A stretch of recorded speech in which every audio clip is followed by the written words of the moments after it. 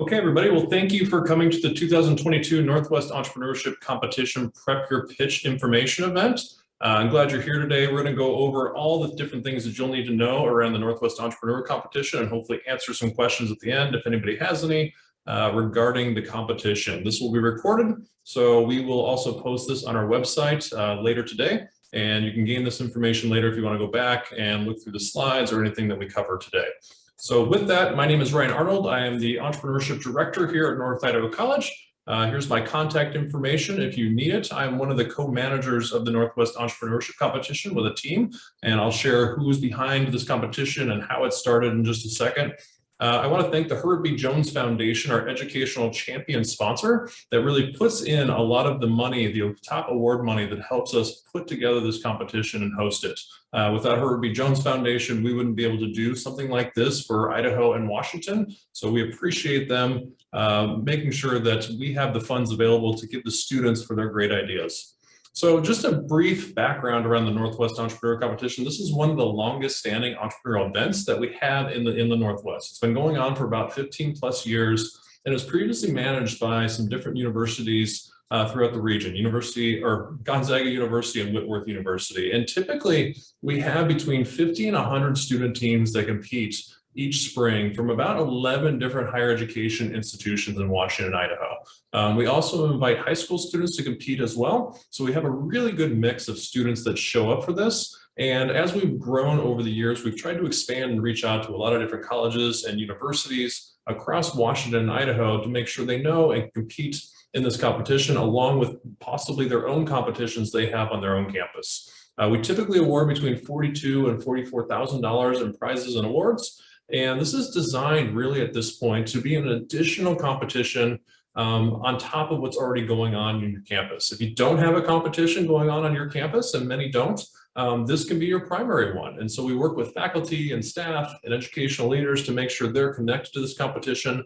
But if you do have one, a lot of times we try to place it in the calendar so it's sitting next to a lot of the on-campus competitions that we know about at University of Washington or Washington State, Gonzaga, Eastern Washington University, on and on. So think of it that way. It's an extra way for your students or for you to compete, to learn, to get connected to judges, and to really get better at pitching your idea.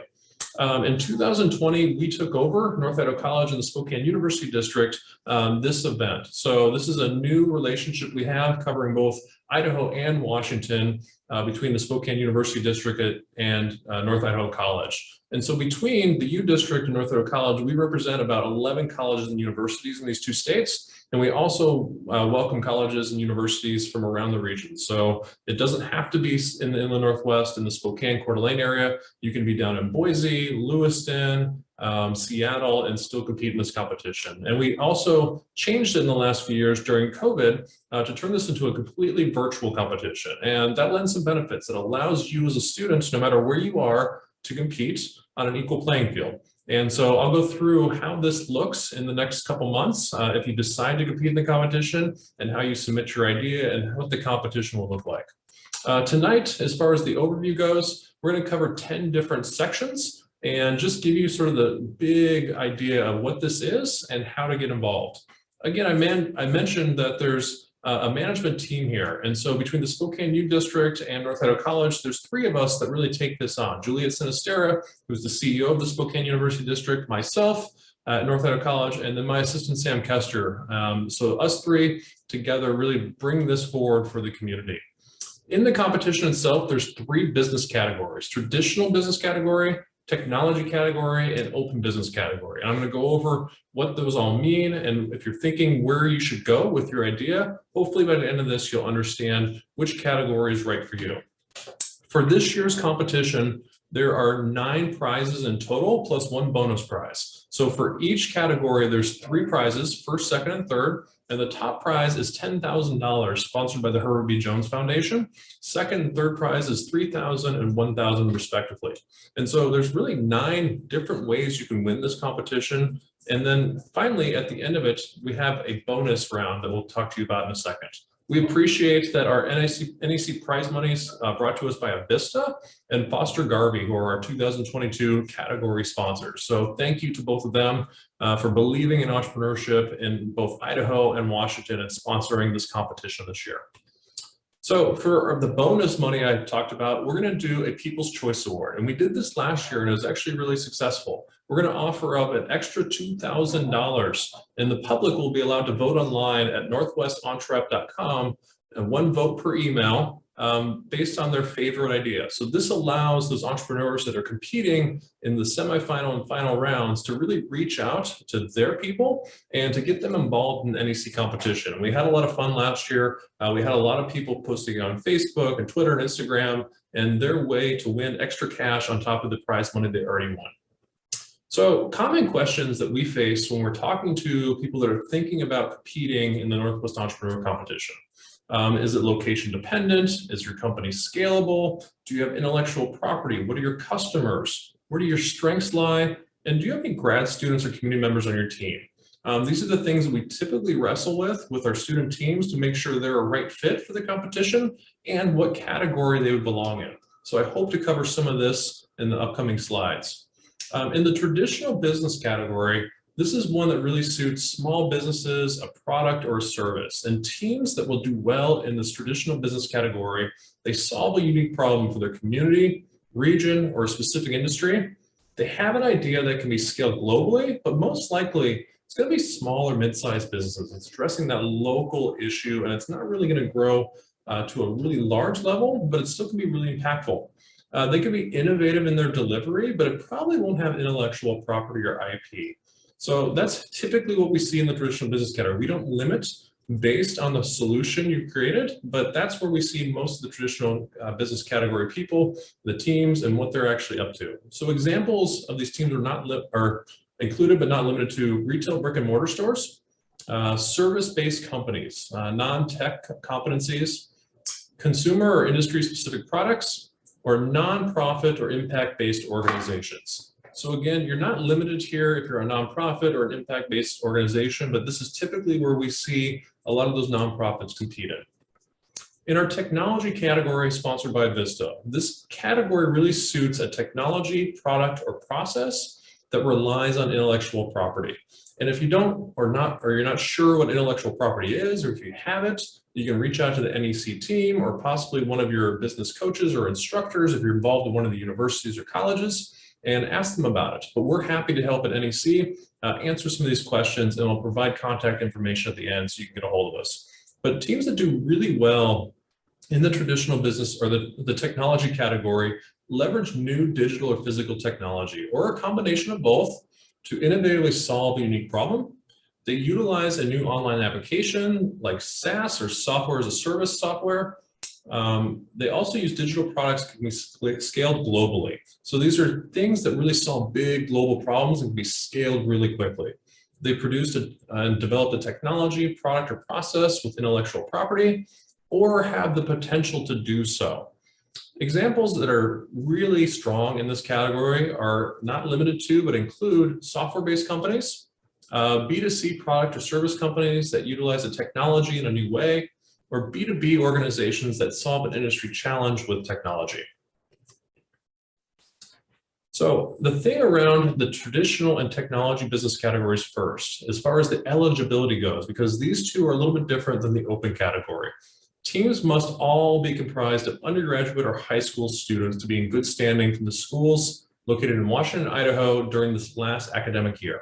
So again, you have to be an undergrad student or a high school student to compete in these two specific categories, and you have to be in good academic standing at your school. Venture concepts must be developed during the student's tenure at the high school, college, or university. Ventures must represent original work of the team, and ventures with no more than $50,000 in revenue are excluded. So we're looking for small companies, early stage ideas, not businesses that have already grown, and they could be for-profit or nonprofit. It doesn't matter to us. We take all ideas in these categories. The 2022 Northwest Entrepreneurship categories, the open business category is a little bit unique and different, and we appreciate Foster Garvey for sponsoring this one. This category is open to all business ideas and welcomes mixed teams of high school, undergraduate, graduate, and community members. So again, a little bit different. The first two categories are only undergraduate or high school. This one, we actually welcome graduate or community members to be part of that mix. And so teams that do well in this category are typically partnered with graduate students, community members, or faculty research. They're tackling a complex community or global issues that utilize community partnerships and or university-led research and technology. So examples of this would include small and scalable businesses that are partnered with outside organizations to solve a problem, undergraduate teams that utilize university research or graduate students, or any qualifying team that feels like it'd be advantageous to compete with the open category versus the traditional or technology category.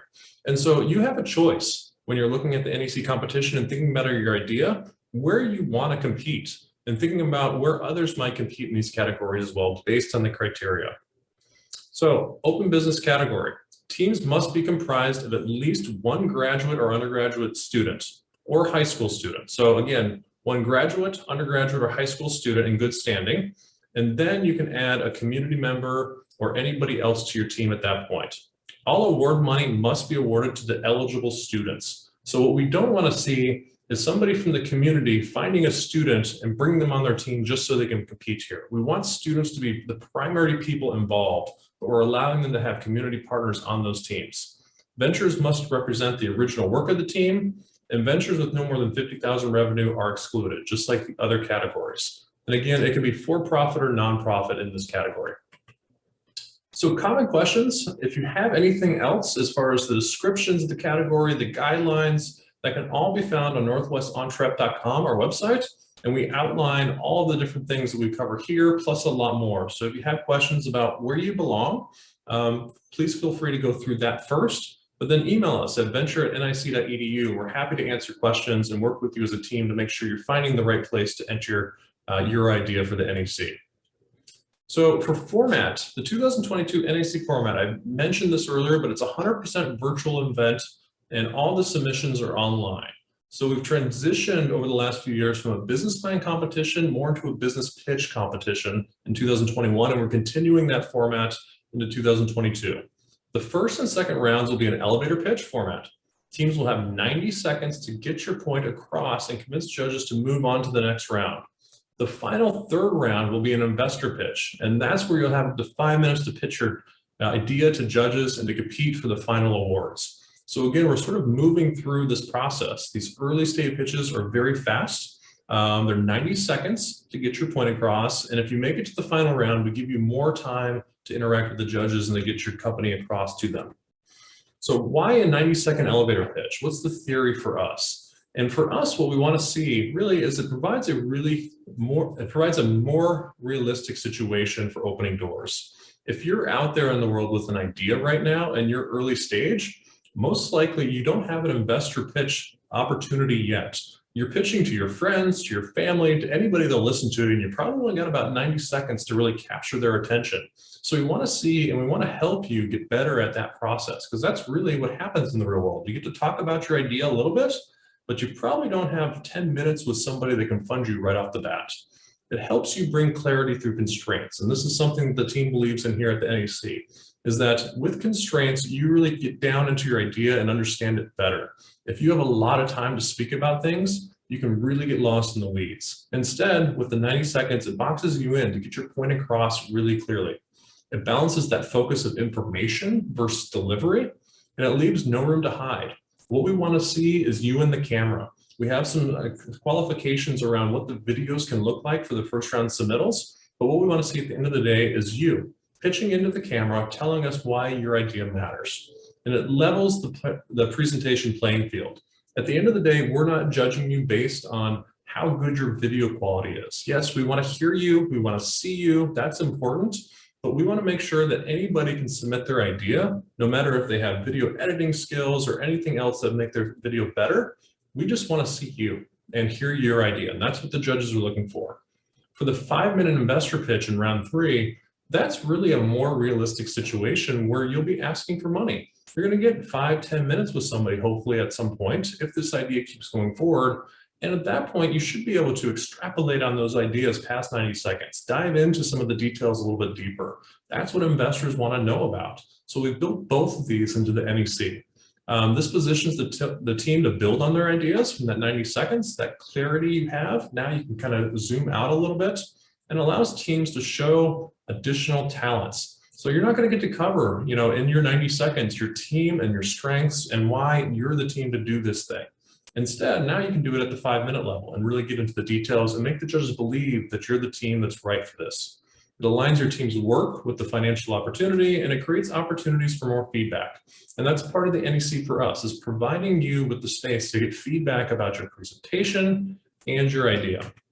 So if you look at the progression of the NEC, round one, we're open for submissions right now. If you're watching this video, we're open in fall of 2021 up to February 13th, and that's when the online submissions close. From there, 30 teams will advance to the semifinal rounds, which will be held on March 9th. And then finally, on 2022, April 13th, we'll have the finals. And that is where we're going to really get into the investor pitches.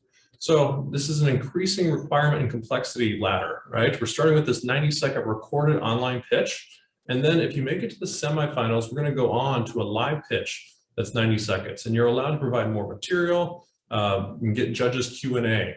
And then finally, you have the 5-minute live online pitch, executive summary, accompanying material, all those things you can bring along. And then you get to talk with the judges and sort of defend your idea at the end.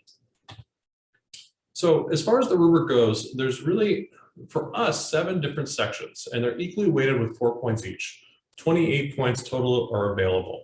And so 5 of those categories are presentation content, and then 2 are actually around presentation delivery. How well do you explain your idea? Was it clear to the judges? Did you get the point across? And so we're going to go through real quickly what the rubric looks like so you have an idea.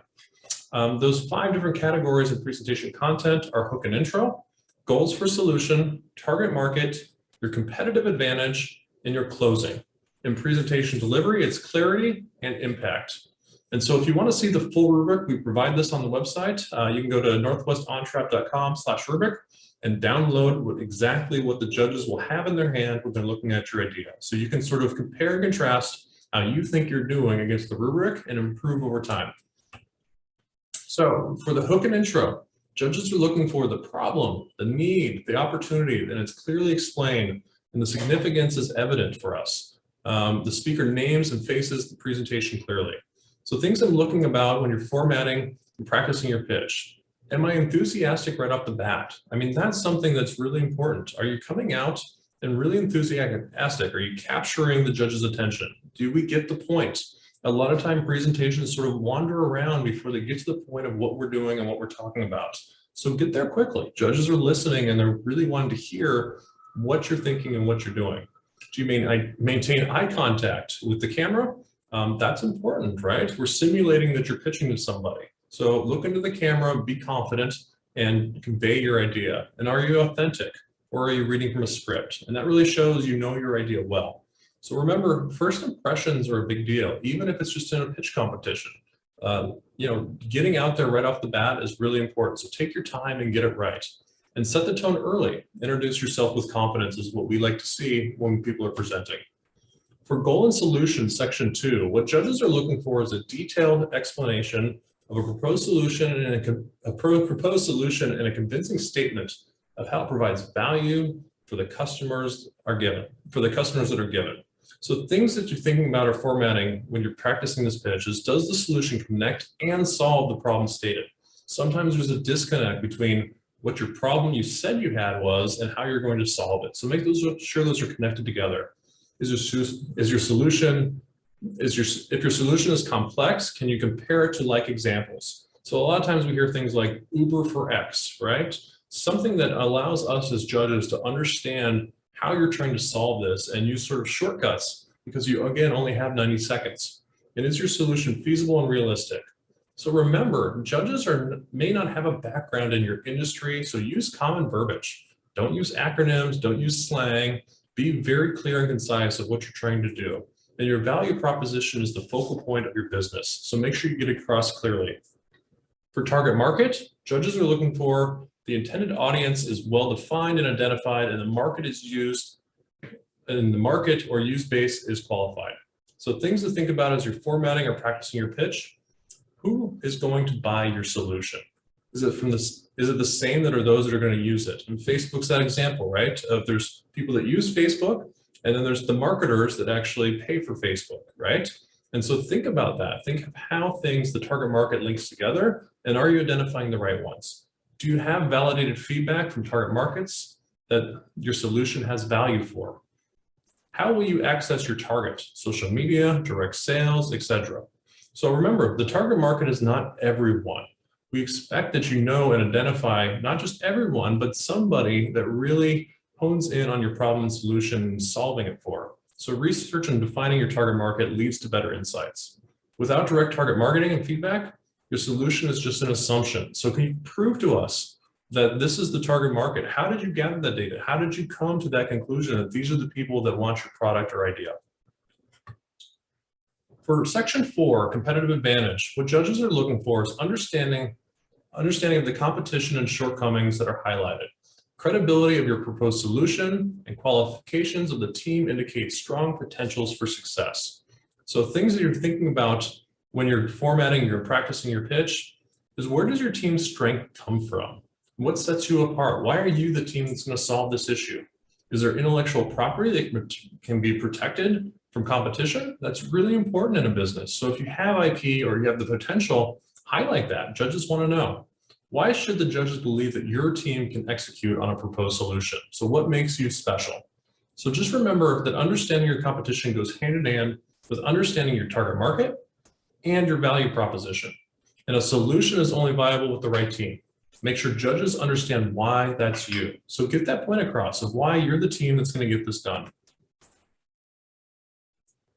For closing, judges are looking for the cost of next steps. So do you have to build a prototype? Do you need to buy a storefront?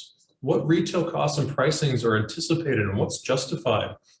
And the conclusions and highlights of all this, what are the benefits for your potential for profit? So really dive into that. What's the next step that the judges should expect if they fund you? Things to think about in formatting or practicing your pitch is what's the roadmap or next steps to achieve a solution? What do you need to get there? Does your pricing realistically reflect the costs and the target market's uptake? What points do you need to leave the judges with? What's the last thing you want to say to them as they sort of grade you on the rubric and you walk away? What's that point you want to leave for them? So this is your opportunity to highlight the NEC judges, how effectively you'll achieve the next steps, and how winning the 2022 NEC will help.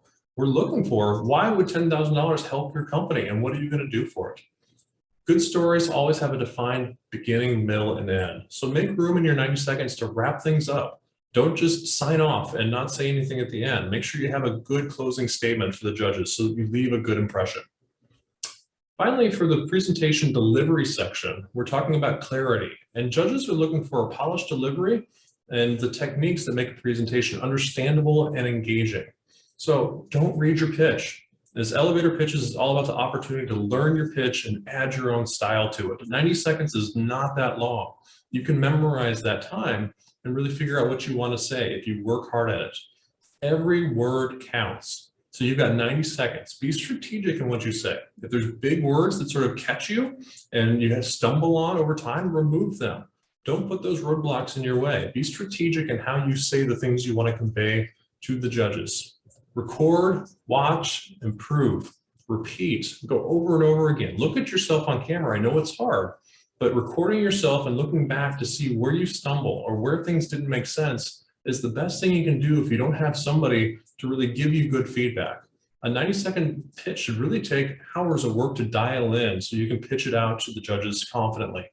So again, remember, do not exceed 90 seconds in your first pitch. First round file submissions exceeding 90 seconds will be disqualified at our discretion. So we've seen pitches come in way longer than 90 seconds, and we want this to be an equal playing field. So make sure when you're submitting, look at the time. Make sure that when you start, you're going to end at 90 seconds and not have any extra lag time in there. You will be judged you will not be judged on your audio or video quality. So that's the one thing we want to get across is we want to be able to hear you. We want to be able to see you. But if you have to shoot with your cell phone because that's the only thing you have, if you don't have a 1080 HD camera, that's okay. But make sure not to have distractions in your background, right? It can be really distracting to have bad audio quality, bad visual quality, or have all sorts of things going on behind you. So clear your background, make things, professional the best way you can, all right? Finally, impact. This is the last part of the rubric. What judges are looking for. The presentation inspires and holds attention. The pitch is persuasive, informative, and makes the audience interested to act to learn more. And that's the thing, you want them to think about what's next. So things to think about as you're formatting or practicing your pitch. Every team has 90 seconds. Everyone has this constraint, but persuasion and enthusiasm and inspiration can really set you apart. Information is not the only thing you have available to you.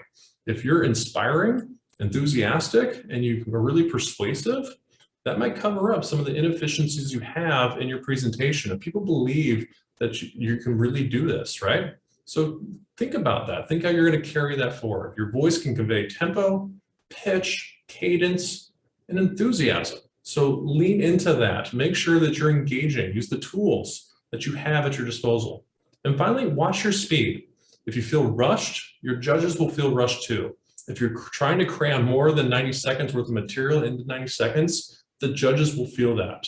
So if you're rushed, you need to cut things out to get that idea conveyed better in less time. So remember, an elevator pitch is just about building judges' excitement and curiosity as much as it is the information you're providing. Your goal is to be leaving them wanting to know more, so they invite you back to the next round.